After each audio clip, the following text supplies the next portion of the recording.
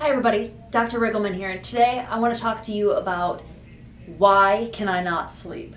I just had a patient come in and her biggest complaint is she cannot sleep. And if she does sleep, she's maybe asleep for an hour and she completely wakes up. This is a pretty common thing that a lot of my patients come in with, and the reality is if you are not sleeping, your body is not healing. You do most of your healing overnight, so even if you are sleeping but not getting quality sleep, your body is not going to heal as well as someone who can really get into that REM sleep and gets a good 6 to 8 hours of sleep versus somebody who may sleep 8 to 10 hours of just really light, not really deep sleep at all. So there's a couple reasons why people cannot sleep, whether it's falling asleep, staying asleep, or even waking up rested.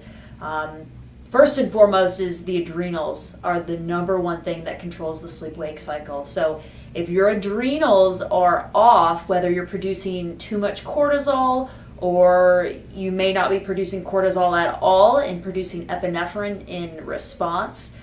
So cortisol and melatonin go in opposite. So when cortisol goes high, melatonin will go low. So at nighttime, you have a natural circadian rhythm of cortisol will actually dip down at nighttime, and that allows melatonin to be produced. So that in the middle of the night, cortisol will actually spike. So then in the morning, you have high cortisol, and thus melatonin will be lower. So if your circadian rhythm is actually flipped, let's say you work a third shift job, or you've just spent many years of staying up very late, you may have cortisol levels that are extremely off, and that may be affecting why you're not able to produce melatonin. And that even may be why if you take melatonin, you don't even see a difference. It's because cortisol will definitely trump melatonin in any situation. So that's a big reason. Another reason somebody might not be able to sleep is if their blood sugar is tanking.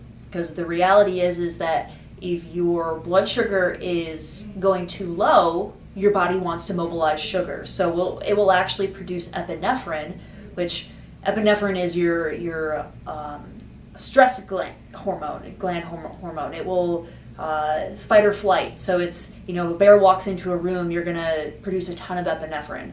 Your eyes are going to dilate, your heart's going to race. Same thing happens at night. If your blood sugar is tanking too low, let's say your blood sugar let's say you just ate something sugary, a bowl of ice cream right before bed, and your blood sugar spikes and then you're plummeting way down, your body will actually release that epinephrine, and that will in turn make you not be able to sleep. So those are just a few reasons why someone may not be able to sleep. The best way to determine what is truly going on is to test. So in this office, we do a Dutch adrenal hormone test, and that gives us a good idea of what is going on with that cortisol levels throughout the morning, afternoon, and evening time, as well as we can look at those hormones, which are also produced by the adrenals. So I hope this helps. If you know somebody that cannot sleep, definitely share this with them, because that is no way to live. If you're not sleeping, that is going to lead to a poor quality of life, just because you're always going to feel tired. You're not going to heal as well. You're going to have more chronic pain. So I hope you enjoyed this, and I will see you on the next video.